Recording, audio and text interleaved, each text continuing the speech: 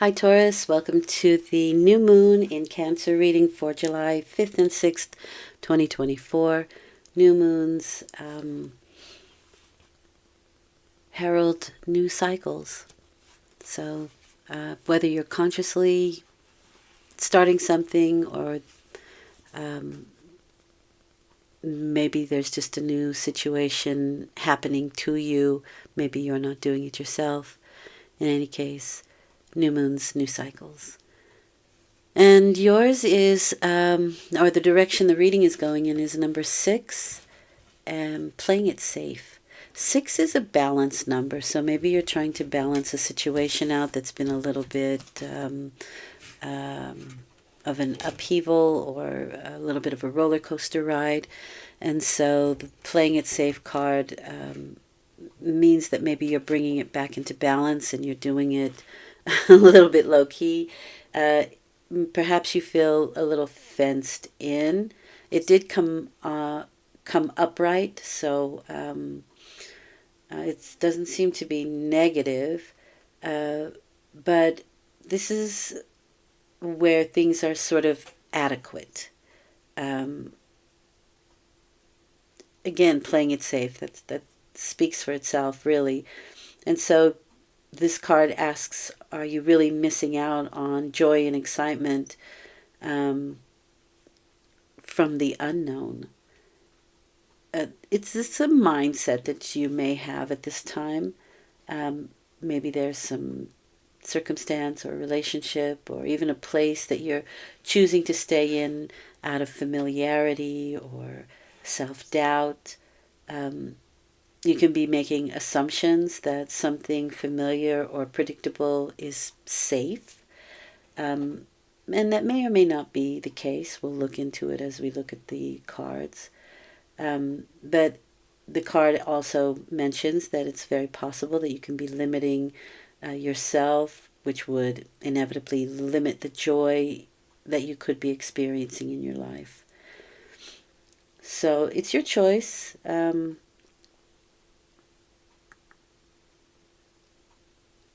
But it's maybe time to look at your options and to know that you are resourceful enough to break through a situation. It's kind of saying, because all the fun is happening out there, maybe take a chance. Join in the celebration.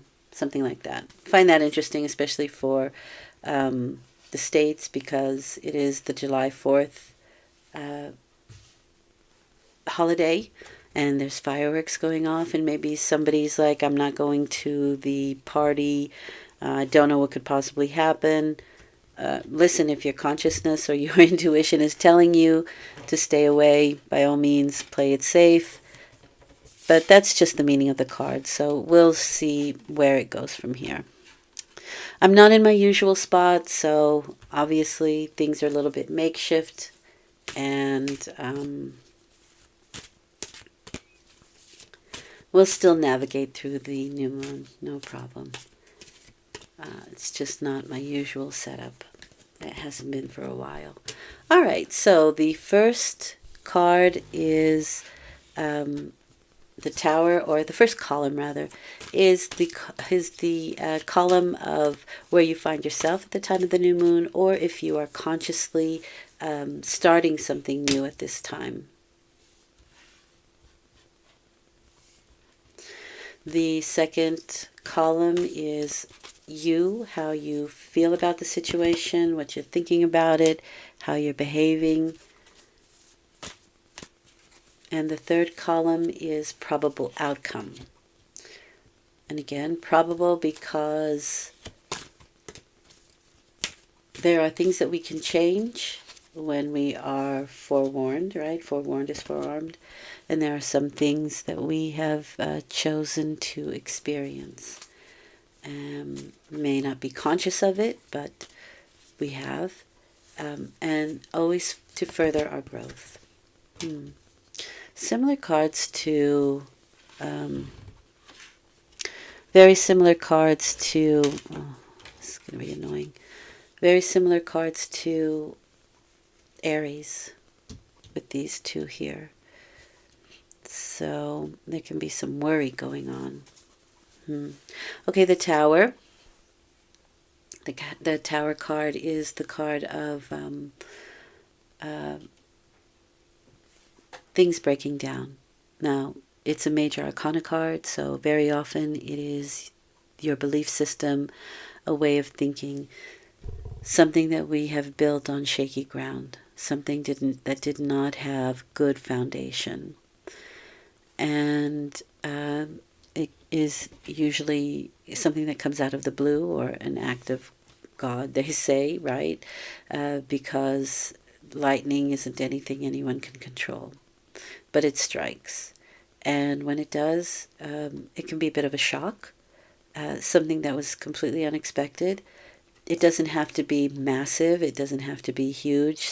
I got this card when my toilet overflowed. The problem was, in my situation, that it was the whole septic tank that was having difficulty. So I just thought, right, my belief was my toilet overflowed.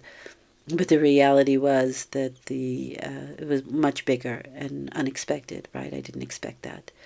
So things had to be rebuilt and rebuilt on solid ground. But this can also just be belief systems, things that happen, things that shock us, things that we weren't expecting. And all of a sudden we have to think about things a little bit differently now, which can cause a little bit of responsibility on your shoulders with the Ten of Wands. This is taking your responsibilities and moving slowly towards the finish line, to getting things done. This card reminds us that if we're taking on the responsibility for other people, this may not be wise. If it can be helped, sometimes it can't, obviously, but if it can be helped, maybe it's a good idea not to, or to give it back to them so that they may also learn from their situation. But that's not always the case. It is slow and steady wins the race. It does seem like maybe it can be far away, right? The end of a situation. But you do have 10 here, and 10 is the end of a cycle while simultaneously beginning something new. But it is a bit of a heavy burden and a lot of responsibility. And I see, from what I see here, it can be worrisome. Yeah, more cards like Aries. The Eight of Swords is feeling like we can't affect a solution, or our thoughts and our actions are ineffective. And this can, we feel like we're bound, right? And the 8 is a very powerful number, so we can be putting a lot of energy, a lot of power behind a struggle, which only gets us deeper into the mire here. So this card asks us to refocus and wait to move forward until the situation has turned in our favor again. And in the meantime, redirect your energy, because the harder you struggle in this situation, the further it will get you into the mire, into the mud. So, resistance is futile is the name of my what I call this card, really.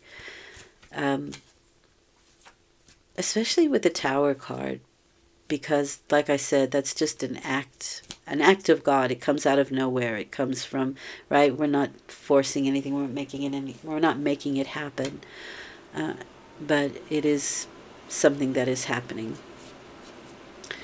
You have the Devil card and the Nine of Swords. So we're really holding on to, I would say, our thoughts, the struggle, the argument maybe that we had, the situation that happened unexpectedly. We can be going over and over and over in our head. With you as the Devil, however, you can be holding on to it, or you could be the antagonist here. That's also very possible. The Devil is choices. Well, it does relate to the Lovers, which is the choice card, but the choice here is to let go of codependency, no matter what it is. A person, a substance, it doesn't matter. Television, social media, things that make us worry, things that won't let us rest. These are situations that go over and over and over in our head, and we can overthink things and let a thought create its own momentum and creates its own story, and it may or may not be true, but the idea here with the Nine of Swords is that it just continually goes over and over in our head. We can't let the thought go. And again, the devil is also holding on to something.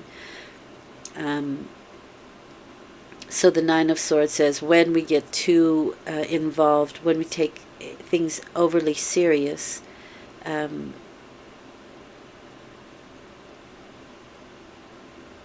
it's time to do something physical. It's time to do anything physical, because the Nine of Swords says get out of your head, and if you're busy doing something, go garden, go play racquetball, pickleball, go to the beach and swim, anything like that. Do your dishes, do some gardening. Anything that gets you out of your head is something that's going to be very good for you. This seems quite difficult. And with the situations that are happening here, I think you are trying to avoid any more contention, any more difficulty with playing it safe.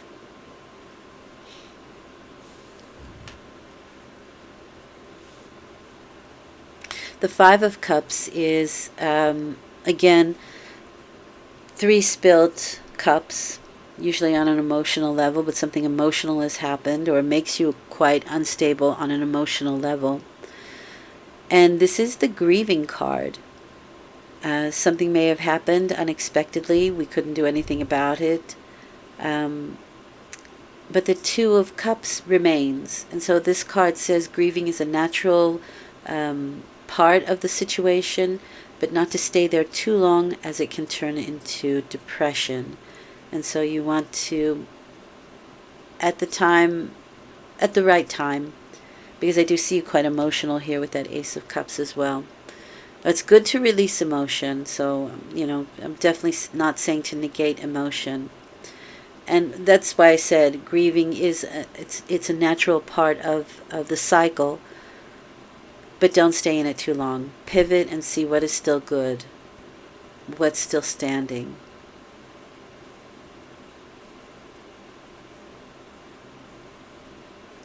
So it appears to me like something has happened, and maybe in the distant past or maybe in the not too distant past. And so we are kind of with the devil holding back, playing it safe, because I think we're overly worried. And again, I'm not saying that you shouldn't be worried, but I'm saying this card is indicating that there's over worry. There's an excess of mental activity.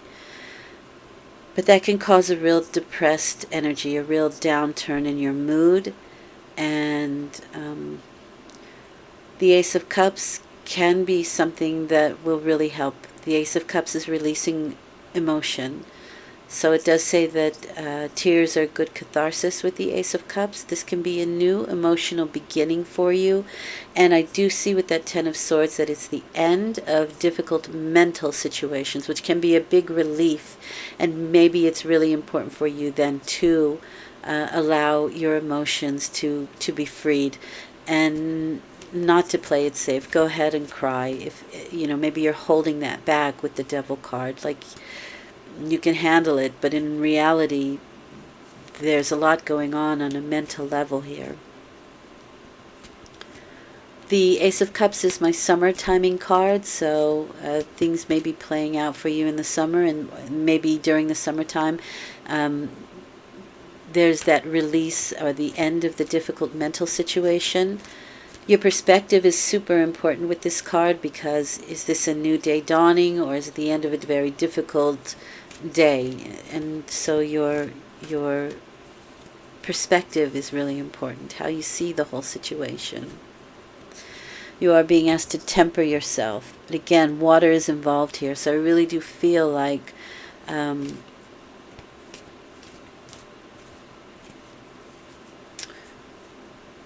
emotions should flow.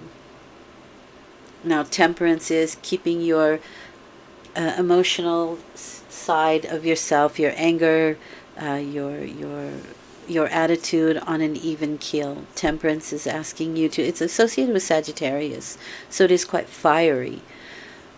But it is asking you to sort of spiritualize the situation, make it mean something. And I think the best way to do that is to understand what your lesson might be in the situation. Sometimes that's difficult, sometimes it's not. We are trying to put a polish on things with the Temperance card. That takes time, right, to perfect something, to make it beautiful. Turning base metals into gold, right? Alchemy. It takes time. You have the Five of Wands here as a last card, and this can be, and it comes with the Temperance card. It can be arguments. It can be agitation. Sometimes it's just lively debates. But what I'm seeing here is that the Temperance card is asking you to, because you have the Devil, to be mindful of your words, to be mindful of your actions. Five of Wands is also a very cooperative card. And so perhaps you are working within a group situation. Everybody has their own idea of how things, how they want to produce something, or they have the same goal in mind, but they have a different way of wanting to get there. And so that's what I mean by lively debates, or it could be argumentative. And with the Devil, the Temperance, they're difficult cards that you have. And so Temperance is definitely saying to be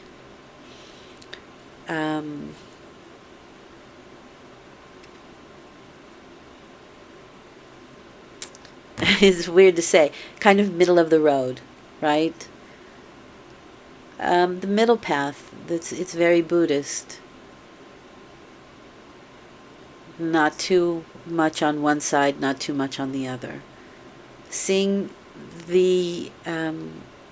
both sides of a situation. What does Spirit want you to know? You have intuition. Listen to your inner wisdom. And that's why I say, if your intuition is telling you to play it safe, by all means, do so.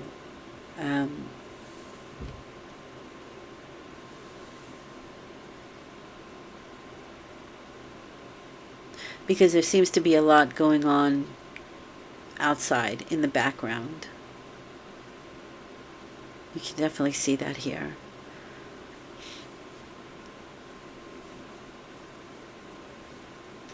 Okay, this is a lot, I think. I hope it's been helpful. Thank you for listening. I'll return in 2 weeks with a full moon reading. I wish you a lot of luck and success and middle path. Bye for now.